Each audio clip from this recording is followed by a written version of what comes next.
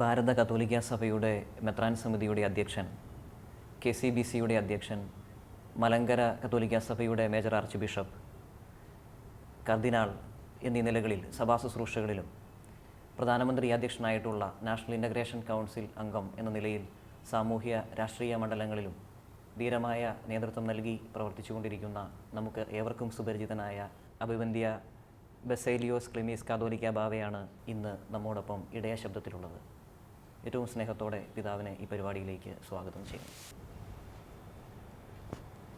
ഇന്ന് ലോകം നേരിടുന്ന ഏറ്റവും വലിയ വെല്ലുവിളി എന്താണെന്ന് ചോദിച്ചാൽ നമ്മൾ എത്രയും പെട്ടെന്ന് നമ്മുടെ മനസ്സിലേക്ക് വരുന്നത് തീവ്രവാദം എന്ന ഉത്തരമാവാൻ സാധ്യതയുണ്ട്. പ്രത്യേകിച്ച് പല രാജ്യങ്ങളിലും തീവ്രവാദികൾ ക്രൈസ്തവരെ ഒന്ന് ടാർഗറ്റ് ചെയ്യുന്നതായിട്ടും കൂടുതൽ ക്രൈസ്തവ പീഡനങ്ങൾ ആ രാജ്യങ്ങളിൽ നടക്കുന്നതായിട്ടുമൊക്കെ നമ്മൾ വാർത്തകളിൽ കാണാറുണ്ട്. ഈ ഒരു വിഷയത്തിൽ പക്ഷേ നമ്മൾ പലപ്പോഴും ക്രൈസ്തവരൊരു സഹനത്തിൻ്റെ പാത സ്വീകരിക്കുന്നതായിട്ട് തോന്നിയിട്ടുണ്ട്. പ്രത്യേകിച്ച് ആദിമ ക്രൈസ്തവ സമൂഹം പീഡിപ്പിക്കപ്പെട്ടപ്പോഴും ഒരു സഹനത്തിൻ്റെ ഒരു മാതൃകയാണല്ലോ കാണിച്ചിട്ടുള്ളത്. ആ രീതിയിൽ തന്നെയാണോ ഇപ്പോഴും നമ്മൾ സഭ മുമ്പോട്ട് പോയിക്കൊണ്ടിരിക്കുന്നത്? മതവുമായി ബന്ധപ്പെട്ട ഒരു തീവ്രവാദ ചിന്ത എന്ന് പറയുന്നത് ദൈവത്തിൻ്റെ മഹത്വത്തിന് വേണ്ടിയാണ് എന്ന് പറയാനാവില്ല.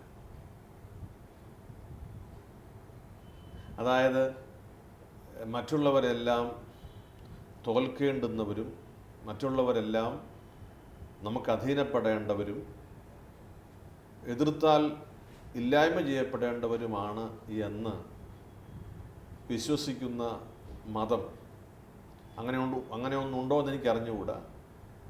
അത് ആ മതം ദൈവത്തിൻ്റെ കാര്യമാണ് സംസാരിക്കുന്നതെന്ന് എങ്ങനെ പറയാൻ കഴിയും?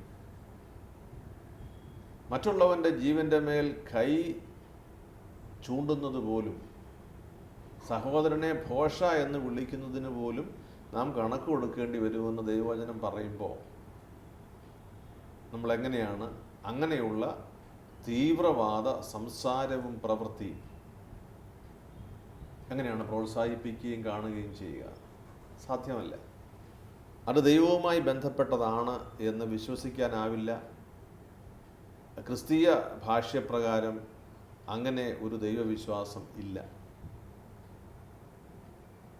സംഭവിച്ചുകൊണ്ടിരിക്കുന്ന ഇപ്രകാരമുള്ള പ്രവൃത്തികൾ ലോകത്ത് കൂടുതൽ സമാധാനം സൃഷ്ടിക്കുമോ അതോ മനുഷ്യരിൽ വലിയ അസന്തുഷ്ടിയും അരക്ഷിതാവസ്ഥയുമാണോ സൃഷ്ടിക്കുക?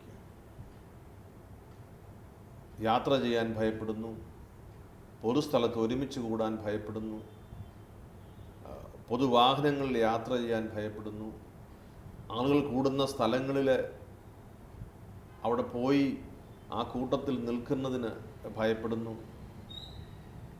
ഇതിനൊരു പരിഹാരം എന്ന് പറയുന്നത് തിരിച്ചടിക്കുന്നതാണോ? പഴയ നിയമത്തിലെ ആ ഒരു പ്രമാണം, കണ്ണിന് പകരം കണ്ണ്, പല്ലിന് പകരം പല്ല് എന്ന് പറയുന്നതാണോ? അല്ല. അത് നമ്മുടെ ജനങ്ങളോട് നേരിട്ട് പറയുമ്പോഴും സ്വകാര്യമായി പറയുമ്പോഴും നമുക്ക് രണ്ട് ഭാഷയില്ല, ഒറ്റ ഭാഷ്യമേ ഉള്ളൂ. നമ്മളിതിനെ കർത്താവ് പഠിപ്പിച്ച മാർഗത്തിലൂടെ കാണുകയല്ലാതെ, സ്നേഹത്തിൻ്റെയും സമാധാനത്തിൻ്റെയും ക്ഷമയുടെയും മാർഗത്തിലൂടെ അല്ലാതെ ഇതിനൊരു പരിഹാരം ലോകത്തിൽ എന്തെങ്കിലും ഉണ്ടാകുമോ? അതിനാണ് ഫ്രാൻസിസ് മാർപ്പാപ്പ പരിശ്രമിക്കുന്നത്. ഇത്രയേറെ വ്യത്യാസപ്പെട്ട സാഹചര്യങ്ങളുടെ സമ്മർദ്ദം ഉണ്ടായെങ്കിലും പരിശുദ്ധ പിതാവ് പറയുന്നത് നാം മറ്റുള്ളവരെ, അഭയാർത്ഥികളെ, ഇങ്ങനെയുള്ളവരെ ആദരവോടുകൂടി കാണണം. ഏത് മതവിഭാഗത്തിൽപ്പെട്ടവരാണ് എന്നുള്ളതല്ല. ഇത് പറയുമ്പോൾ നാം ഓർക്കണം, പഴയ നിയമകാലത്തെ പുരാതനമായ നഗരങ്ങളും പുതിയ നിയമകാലത്തെ യേശുക്രിസ്തു നടന്ന വഴികളിലെ അടയാളങ്ങളും എല്ലാം നശിച്ചുകൊണ്ട് ഇരിക്കുന്ന ഒരു കാലയളവിലാണ് പരിശുദ്ധ പിതാവ് പറയുന്നത് അഭയാർത്ഥികൾ ആരാണെങ്കിലും അവരെ സ്വന്തം സഹോദരങ്ങളായിട്ട് സ്വീകരിക്കണം. അപ്പോൾ ഇതിന് നമുക്ക് ഒരു വാക്കും പ്രവൃത്തിയും തമ്മിൽ വാക്ക് ദ ടോക്ക് എന്ന് പറയുന്ന കാര്യം, നമ്മൾ പറയുന്നത് പ്രവർത്തിക്കാനുള്ള ഒരു മനസ്സ് കാണിക്കുന്ന അവസ്ഥ. ഇതല്ലാതെ മറ്റ് പരിഹാരമില്ല. നമ്മൾ ബലഹീനരെ പോലെ കാണപ്പെടുന്നുവെങ്കിലും ബലമുള്ളവനാണ് നമ്മെ നയിക്കുന്നത് എന്ന് ദൈവത്തെക്കുറിച്ച് ഓർത്ത് നമുക്ക് ഇടപെടാൻ കഴിയേണ്ടുന്ന സാഹചര്യം. മനുഷ്യൻ്റെ കരങ്ങൾക്കല്ല ബലം, ദൈവത്തിൻ്റെ പദ്ധതിക്കാണ് ബലം. അപ്പോൾ യേശുക്രിസ്തു കുരിശിൽ മരിച്ചു എന്നുള്ളത് ദൈവത്തിൻ്റെ പദ്ധതിയായി അന്നത്തെ ആളുകൾക്ക് മനസ്സിലാകാതെ പോയത് ഇതുകൊണ്ടാണ്. അങ്ങനെ ദൈവം സഹനമേറ്റെടുക്കുമോ? ആവശ്യമുണ്ടോ? അത് ദൈവ സ്വഭാവത്തിന് ചേരുന്നതാണോ? അല്ല എന്നവർ കരുതി.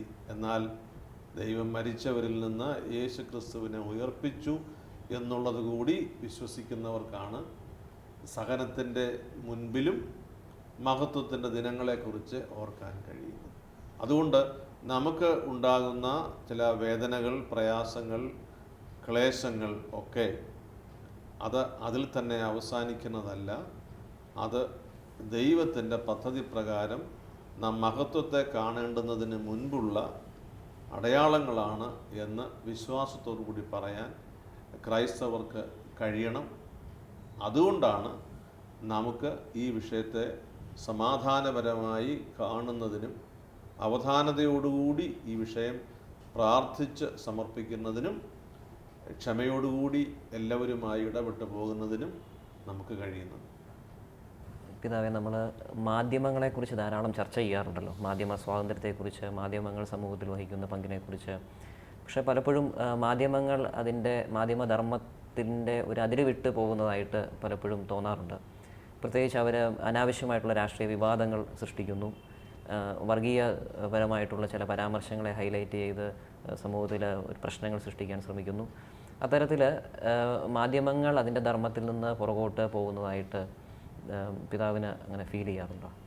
അതായത് ഇതിനകത്ത് നാം ശ്രദ്ധിക്കേണ്ടുന്ന കാര്യം, നാം എന്താണ് ഉദ്ദേശിക്കുന്നത്? നമ്മളുടെ ഒരു വ്യക്തിപരമായ പേഴ്സണലായ ഒരു അജണ്ടയുടെ ഭാഗമായുള്ള അവതരണങ്ങൾ ആകുമ്പോൾ സത്യവുമായി അകൽച്ചയാകും. ഇത് ഞാൻ പറയുന്ന മാധ്യമങ്ങൾ എന്ന് പറയുന്നത് ഈ നമ്മൾ സാധാരണ കാണുന്ന ഡെയിലി വിഷ്വൽസും നമ്മുടെ പത്രമാധ്യമങ്ങളും മാത്രമല്ല, നമ്മുടെ സഭാ പ്രസ്ഥാനങ്ങൾ ഉൾപ്പെടെയുള്ളവർ നടത്തുന്ന പ്രസിദ്ധീകരണങ്ങളും എല്ലാത്തെക്കുറിച്ചുമാണ്. അതായത് സത്യമായ കാര്യത്തിന് വേണ്ടി നിലകൊള്ളാനുള്ള ഒരു ആർജവത്വം അവിടെ ചിലപ്പോഴെങ്കിലും നമ്മുടെ പ്രസിദ്ധീകരണങ്ങൾക്ക് അവിടെ വീഴ്ച വരുന്നു. അപ്പോൾ ആ വീഴ്ച വരുന്നത് പരിശോധിക്കേണ്ട ഒറ്റ ഒരു മേഖല, സത്യം അറിയാത്തത് കൊണ്ടാണോ? ആണെങ്കിൽ അത് ക്ഷമിക്കപ്പെടാവുന്നതാണ്. സത്യം അറിഞ്ഞിട്ടും അതിന് മറ്റൊരു വേർഷൻ പറയാനുള്ള ശ്രമത്തിൻ്റെ ഭാഗമാണോ? അത് നമ്മളെ ഭയപ്പെടുത്തണം. അതുമാത്രമല്ല, ഈ പ്രസിദ്ധീകരണ വിഭാഗങ്ങളിലിരിക്കുന്ന അതിൻ്റെ ഉത്തരവാദിത്തപ്പെട്ടവർ ചിന്തിക്കേണ്ടത്, ഈ നാട്ടിലെ എല്ലാവർക്കും പ്രസിദ്ധീകരണങ്ങളില്ല. ഇത് വായിക്കുന്നവർ വായനക്കാർ മാത്രമാണ്. അവർക്ക് ഇതുപോലെ പ്രസിദ്ധീകരണങ്ങളില്ല. ആയുധമുള്ളവൻ സൂക്ഷിച്ച് അത് ഉപയോഗിക്കാവും.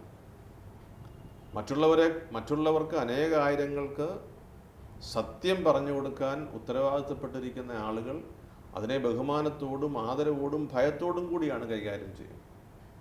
അതുകൊണ്ട് മാധ്യമ ലോകം എന്ന് പറയുന്നത് പ്രസിദ്ധീകരണങ്ങൾ, നമ്മുടെ ചാനലുകൾ, നമ്മുടെ പത്ര പ്രവർത്തന മേഖല, ഇനി ധാരാളമുണ്ട്.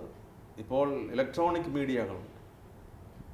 ഓരോ ദിവസവും ഓരോ പുതിയ മീഡിയ സെക്ഷൻസ് വരികയാണ്. അവിടെയൊക്കെ ഈ സത്യസന്ധത നിലനിർത്താനുള്ള ഒരു പരിശ്രമം ആവശ്യമാണ്. സ്വകാര്യ അജണ്ടകൾ നടപ്പിലാക്കാൻ നമ്മൾ ഈ മേഖലയിലുള്ള ഏതെങ്കിലും ഒന്നിനെ ഉപയോഗിച്ചാൽ അതുമൂലം മനസ്സ് വേദനിക്കുന്ന എത്രയോ ആളുകളുണ്ടാകും എന്ന് നാം ചിന്തിക്കേണ്ടതുണ്ട്. ഒരു പൊതുവായ ആത്മപരിശോധനയുടെയും പൊതുവായ ഒരു സമർപ്പണത്തിൻ്റെയും വിഷയമായിട്ടാണ് ഞാൻ കാണുന്നത്. പെട്ടെന്ന് ഈ മാധ്യമ ലോകം എന്ന് പറയുമ്പോൾ നമ്മൾ വായിക്കുന്ന പത്രങ്ങളും പെട്ടെന്ന് നമ്മൾ കാണുന്ന ചാനലുകളും മാത്രമേ ശ്രദ്ധയിലേക്ക് വരുന്നുള്ളൂ. അതിൻ്റെ എത്രയോ മടങ്ങാണ് അല്ലാത്ത ഇലക്ട്രോണിക് മീഡിയകൾ.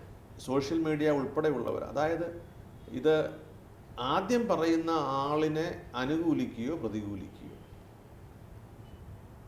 സത്യം എന്തെന്നറിയാതെ ഞാൻ എന്തിനാ അനുകൂലിക്കുകയോ പ്രതികൂലിക്കുകയോ ചെയ്യുക?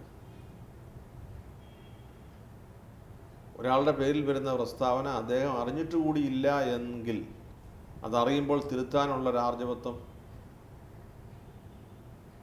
അല്ലെങ്കിൽ പിന്നെന്താ ക്രെഡിബിലിറ്റി? ഒരു തെറ്റ് സംഭവിച്ചു, ഐ എം സോറി എന്ന് പറയാനുള്ള ആർജവത്വം. സോറി എന്ന് പറയുന്നവനല്ലല്ലോ ലോകത്തിലെ ഏറ്റവും ബലഹീനൻ, ഏറ്റവും ശക്തിയുള്ളവനാണ്. എന്ന് വെച്ചാൽ സംഭവിച്ചത് തെറ്റാണ് എന്ന് ബോധ്യപ്പെട്ടപ്പോൾ തെറ്റെന്ന് പറയാൻ കഴിയുന്നവനാണ് ആയുധധാരിയേക്കാൾ ബലമുള്ളവൻ. അപ്പോൾ ഈ ഒരു മനസ്സിൻ്റെ ഒരു സമർപ്പണം ആവശ്യമുള്ള മേഖലയാണ് നമ്മുടെ ഈ മാധ്യമ ലോകം എന്ന് പ്രത്യേകമായി ഞാൻ ഓർക്കുന്നു. അടർത്തിയെടുക്കുന്ന സംഭാഷണങ്ങളും സന്ദർഭത്തിൽ നിന്ന് മാറ്റിയെടുത്ത് വാർത്തകൾ കെട്ടിച്ചമയ്ക്കുന്നതും ഇടയ്ക്കത്തെ വാക്കുകൾ മാറ്റിക്കളയുന്നതും നമ്മുടെ വായിലേക്ക് പ്രവർത്തകൻ്റെ വാക്കുകൾ തിരികെ കയറ്റുന്നതും ഇതെല്ലാം നമ്മുടെ ഈ മാധ്യമ സംസ്കൃതിക്ക് അപവാദമായിട്ട് നിൽക്കുന്ന കാര്യങ്ങളാണ്. അപ്പോൾ നമ്മളുടെ കയ്യിലിരിക്കുന്ന ഈ ഒരു പ്രധാനപ്പെട്ട ഉപകരണം അനേകർക്ക് സത്യം പറഞ്ഞു കൊടുക്കുന്നതിനുള്ള, യാഥാർത്ഥ്യം ബോധ്യമാക്കി കൊടുക്കുന്നതിനുള്ള ഒരു ഉപകരണമാക്കി എല്ലാവരും മനസ്സ് വെച്ച് ഉപയോഗിച്ചാൽ നമ്മുടെ ഈ മാധ്യമ ലോകത്തെ കുറേയേറെ പ്രശ്നങ്ങൾ പരിഹരിക്കുന്നതിന് നമുക്ക് സാധിക്കും. നമ്മൾ ഈ സ്വാതന്ത്ര്യം എന്ന് പറയുന്ന ഈ ഒരു ആശയത്തെ ഈ കുടുംബത്തിൻ്റെ പശ്ചാത്തലത്തിൽ ചിന്തിക്കുമ്പോൾ പലപ്പോഴും കുടുംബത്തിൽ കുട്ടികളെ ശിക്ഷിക്കുന്നതിനോ ശാസിക്കുന്നതിനോ ഒന്നും മാതാപിതാക്കൾക്ക് സ്വാതന്ത്ര്യമില്ല, പക്ഷേ കുട്ടികൾക്ക് എന്തും ചെയ്യാനുള്ള സ്വാതന്ത്ര്യമുണ്ട് എന്ന് പറയുന്ന ഒരു കുടുംബ അന്തരീക്ഷത്തിലേക്ക് നമ്മൾ മാറിക്കൊണ്ടിരിക്കുകയാണ്. പണ്ട് കാലത്ത് അങ്ങനെ ആയിരുന്നില്ല, മാതാപിതാക്കൾക്കായിരുന്നു സ്വാതന്ത്ര്യം കൂടുതലുണ്ടായിരുന്നത്. ഇപ്പോൾ കുട്ടികൾക്ക് സ്വാതന്ത്ര്യം കിട്ടിയിരിക്കുന്ന ഒരു അവസ്ഥയാണ്. ഈ ഒരു അവസ്ഥ കുടുംബങ്ങളിൽ ഉണ്ടാക്കുന്ന പ്രശ്നങ്ങളെക്കുറിച്ച് പിതാവിന് എന്തെങ്കിലും തോന്നിയിട്ടുണ്ടോ? ഈ കുഞ്ഞ് സ്കൂളിൽ പഠിക്കാൻ തുടങ്ങുമ്പോൾ മുതലല്ലല്ലോ ഈ കുഞ്ഞിനെ കൈ കിട്ടുന്നത്. ഈ മകനെയോ മകളെയോ കയ്യിൽ കിട്ടുന്നത് ഒരു കുടുംബമായി രൂപപ്പെട്ട ദമ്പതികളുടെ പ്രാർത്ഥനാപൂർവമായ നമ്മുടെ ക്രിസ്തീയ വിശ്വാസപ്രകാരം നമുക്ക് ലഭിക്കുന്ന കുഞ്ഞ് എന്ന് പറയുന്നത് ഇവർക്ക് ദൈവം കൊടുക്കുന്ന സമ്മാനമായിട്ടാണ്. ഇതിനെ സ്വീകരിക്കുന്ന ആദ്യ ദിനം മുതൽ ഈ കുഞ്ഞ് കുതിച്ചുചാടുമോ? ഈ കുഞ്ഞിന് സന്തോഷമുണ്ടോ? ഉണ്ടെന്നാ വേദപുസ്തകം പറയുക. അപ്പോൾ എലിസബത്ത് മറിയത്തിൻ്റെ അടുത്ത് ചെന്നപ്പോൾ എലിസബത്ത് പറഞ്ഞ എന്താ? എൻ്റെ വയറ്റിനുള്ളിൽ ഭയങ്കര ഡാൻസ് അല്ലേ? യോഹന്നാൻ സന്തോഷം കൊണ്ട് കിടന്ന് അവിടെ ഡാൻസ് കളിക്കുന്നതാണ് പറഞ്ഞു. അപ്പോൾ കുതിച്ചുചാടുന്ന കുഞ്ഞ് കാണുന്നും കേൾക്കുന്നുമുണ്ടല്ല, അറിയുന്നുണ്ട്. അപ്പോൾ മാതാപിതാക്കളെ ഈ പിറന്നു വീണതിന് ശേഷമല്ല ഈ കുഞ്ഞ് അറിയുന്നു എന്നുള്ളത് വ്യക്തമാണ്. ആയതിനാൽ തന്നെ ഈ കുഞ്ഞിനെക്കുറിച്ചുള്ള കരുതൽ നമ്മൾ കൊടുത്തു തുടങ്ങുമ്പോൾ മുതൽ പ്രതികൂല സാഹചര്യങ്ങളൊക്കെ സമൂഹത്തിലുണ്ടെങ്കിലും മാതാപിതാക്കളുടെ ഒരു ശ്രദ്ധയിൽ കുറേയേറെ കാര്യങ്ങൾ സാധിക്കും. അതുമാത്രമല്ല, നമ്മുടെ 3-4 കുഞ്ഞുങ്ങൾ നമ്മുടെ കുടുംബങ്ങളിലുണ്ടെങ്കിൽ അതിന് വലിയ വ്യത്യാസം. കുഞ്ഞുങ്ങൾ തിരഞ്ഞെടുക്കുന്നതിനേക്കാൾ കുഞ്ഞുങ്ങൾക്ക് വേണ്ടി തിരഞ്ഞെടുക്കുന്ന പലതുമാണ് മാതാപിതാക്കൾ ആദ്യം മക്കൾക്ക് കൊടുക്കുക. മാതാപിതാക്കൾ എല്ലാം തിരഞ്ഞെടുക്കാനുള്ള വെപ്രാളം കാണിക്കുമ്പോൾ ദൈവത്തെക്കുറിച്ച് പറഞ്ഞു കൊടുക്കാൻ എത്ര സമയം ചെലവഴിക്കുന്നുണ്ട്? എല്ലാത്തിനെക്കുറിച്ചും ഓർമ്മപ്പെടുത്തത്തില്ലയോ?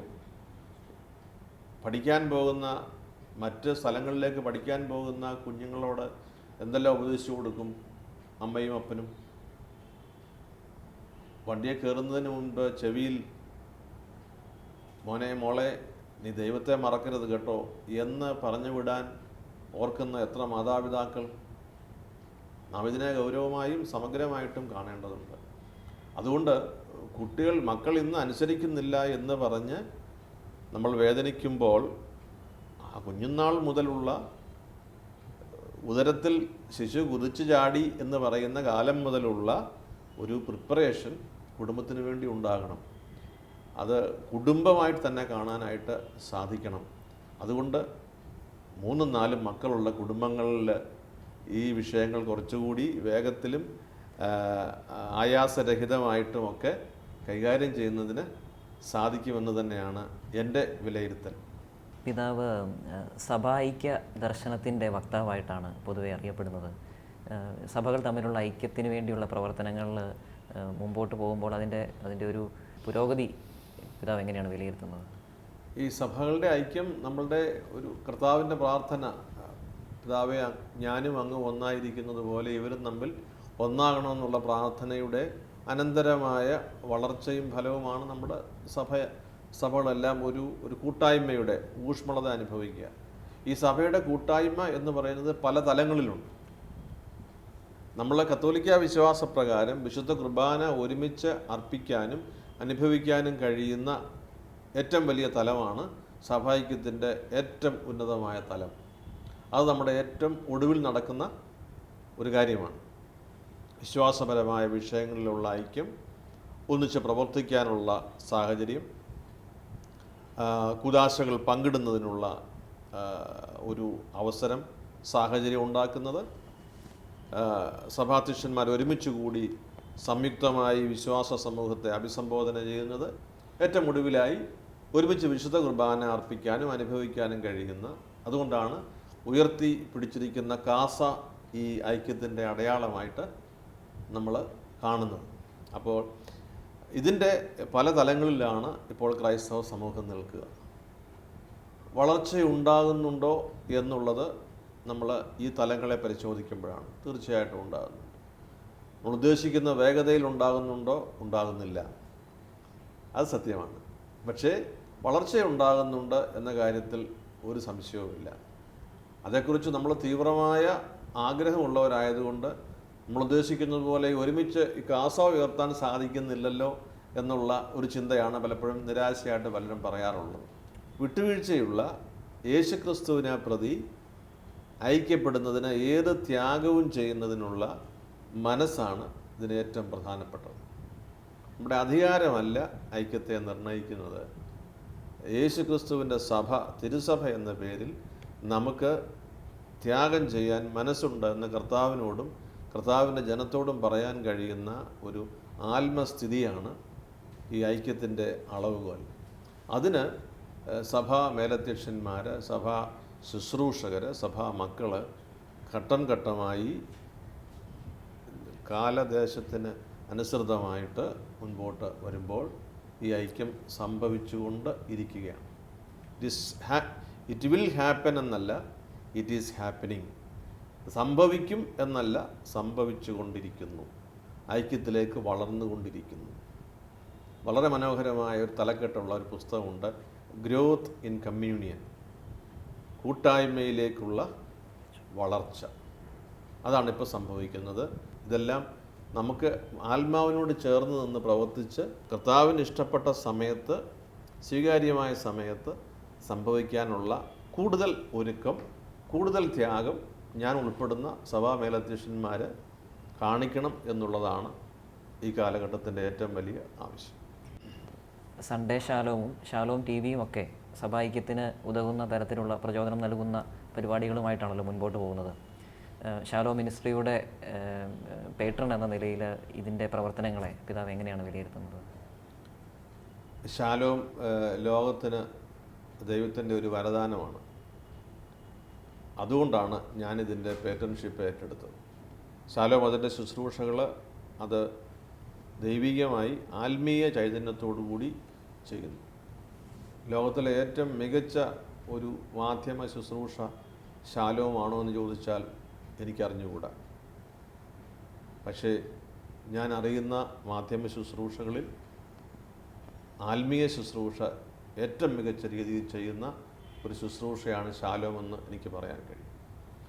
ശാലോമിനെക്കുറിച്ച് ആളുകൾ എന്ത് പറയുന്നു എന്നതിനപ്പുറത്ത് സ്വർഗം ഇതേക്കുറിച്ച് എന്ത് നിരീക്ഷിക്കുന്നു എന്നുള്ളത് ശ്രദ്ധിക്കേണ്ടുന്ന ഒരു ഘടകമാണ്. ആളുകൾ പറയുന്നതിനെക്കുറിച്ച് നമ്മൾ മാനിക്കേണ്ടതില്ല എന്നല്ല ഞാൻ പറഞ്ഞതിൻ്റെ സൂചന. ശാലോമിലൂടെ എന്താണ് സ്വർഗം ഇതിൻ്റെ പദ്ധതിയായിട്ട് ആഗ്രഹിക്കുന്നത്? ദൈവത്തിൻ്റെ മഹത്വം ഇനിയും മനസ്സുകളിലേക്ക് പതിയണം. അതായത് ലോകത്തിൽ ഏറ്റവും വില കൂടിയത് നിനക്ക് ദൈവം നൽകിയ ആത്മാവാണെന്ന് തിരിച്ചറിയണം. ഇതിന് സഹായകരമായ ഒട്ടേറെ കുഞ്ഞുങ്ങളുടെ കാര്യം, യുവതി യുവാക്കളുടെ കാര്യം, യങ് കപ്പിൾസിൻ്റെ കാര്യം, മുതിർന്ന മാതാപിതാക്കളുടെ കാര്യം, ഒറ്റപ്പെട്ടു പോയവരുടെ കാര്യം, സന്യാസികളുടെ കാര്യം, സന്യാസിനിയുടെ കാര്യം, വൈദികൻ്റെ കാര്യം, പിതാക്കന്മാരുടെ ശുശ്രൂഷയുടെ കാര്യം, മാർപ്പാപ്പായുടെ കാര്യം, ലോകത്തിൽ ദൈവരാജ്യത്തിലുള്ള സകല മനുഷ്യരുടെയും കാര്യം. ഇനിയും സഭയ്ക്കുള്ളിൽ തന്നെ തിരുസഭയിൽ നിന്ന് മാറി നിൽക്കുന്ന, തിരുസഭയോട് കുർബാന കൂട്ടായ്മയിൽ ഇപ്പോൾ ബന്ധമില്ലാത്ത മറ്റ് സഭാവിഭാഗങ്ങളുമായിട്ടുള്ള ബന്ധം, ഇനിയും ക്രിസ്തീയമായ ശുശ്രൂഷ ചെയ്യുന്ന അൽമായ പ്രേക്ഷിതർ ഒരു കാലത്തൊക്കെ ഒറ്റപ്പെട്ടവരായി ചിലപ്പോൾ സഭയെങ്കിലും കരുതിയിട്ടുണ്ട്.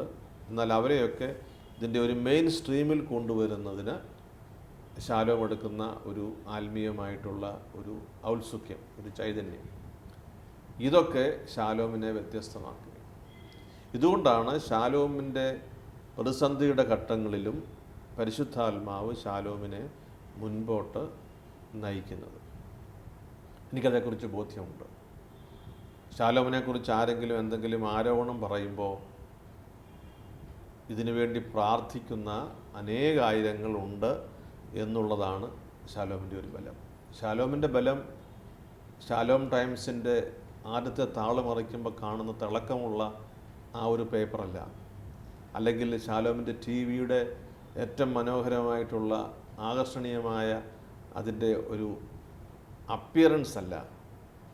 ശാലോമിൻ്റെ ശക്തി സ്വർഗത്തിൻ്റെ ഒരു പ്രസാദം, അനേകം ആത്മാക്കളുടെ പ്രാർത്ഥന, ഇതെല്ലാമാണ്.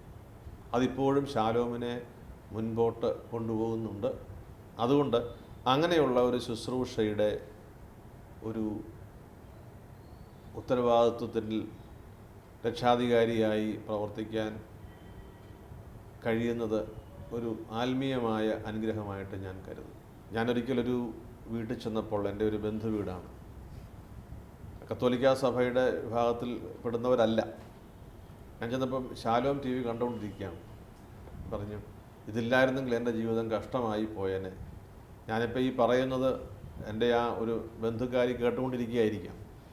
അപ്പോൾ ഞാൻ ഭക്ഷണം ഉണ്ടാക്കുന്ന സമയം ഒഴികെ ബാക്കി എല്ലാ സമയത്തും ഞാൻ ശാലോം കണ്ടുകൊണ്ടാണ് ജോലി ചെയ്യുന്നതും ഭക്ഷണം കഴിക്കുന്നതും എന്നൊക്കെ പറഞ്ഞപ്പോൾ എനിക്ക് വലിയ സന്തോഷം തോന്നി.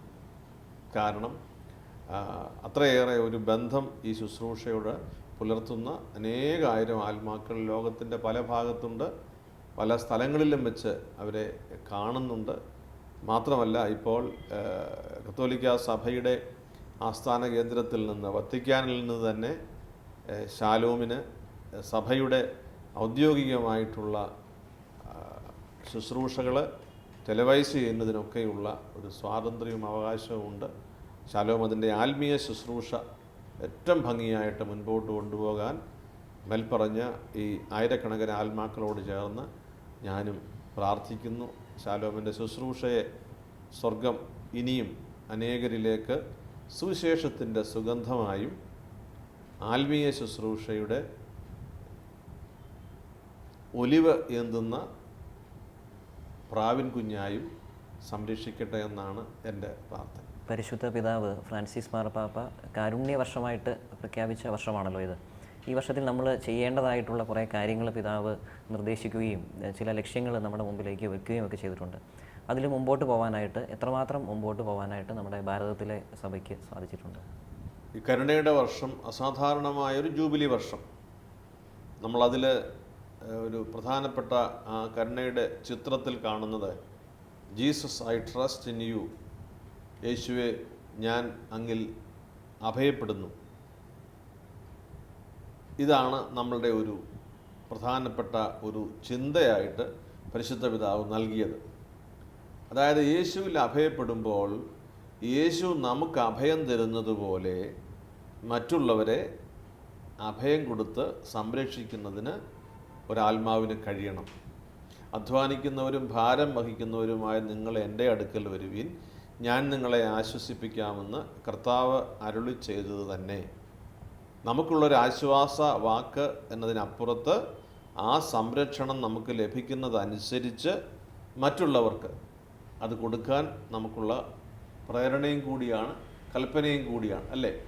സ്വർഗസ്ഥനായ നിങ്ങളുടെ പിതാവ് കരുണയുള്ളവനായിരിക്കുന്നത് പോലെ നിങ്ങളും കരുണയുള്ളവരായിരിക്കും. പരിശുദ്ധ ഫ്രാൻസിസ് മാർപ്പാപ്പ ലോകത്തോട്, സഭയോട് പറഞ്ഞു, ഇന്ന് ലോകത്തിന് ഏറ്റവും ആവശ്യം കരുണയാണ്. കരുണയുടെ വാക്കും കരുണയുടെ പ്രവൃത്തിയും.